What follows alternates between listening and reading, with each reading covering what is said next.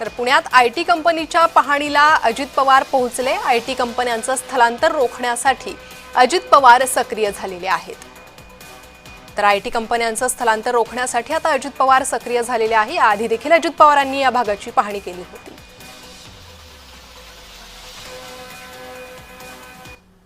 आणि या संदर्भातच अधिक माहिती घेणार आहोत। आमचे प्रतिनिधी रोहन कदम हे आमच्यासोबत जोडले गेले आहे।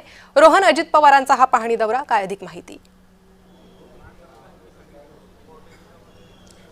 अगदी बरोबर आहे। खरं तर आज सकाळपासून अजित पवारांची कार्यक्रमांची रेलचेल जी आहे ती पुण्यामध्ये आहे। मुख्यमंत्री देवेंद्र फडणवीस देखील पुण्यामध्ये असणार आहेत आणि सगळ्यात महत्त्वाचं म्हणजे मागील काही दिवसांपासून अजित पवारांनी सातत्याने हिंजवडी परिसर असेल किंवा इतर परिसरातील आयटी कंपन्यांना जे आहेत त्या भेटी दिलेल्या होत्या। त्यांची गाऱ्हाणी जी आहे ती ऐकून घेतलेली होती, कारण का मोठ्या प्रमाणामध्ये काहीशी कंपन्या ज्या आहेत त्या स्थलांतरित होत आहेत अशा प्रकारच्या चर्चा होत्या, परराज्यामध्ये जातात अशा प्रकारच्या चर्चा होत्या। अजित पवारांनी तिथे थेट बोलून देखील दाखवलेलं होतं।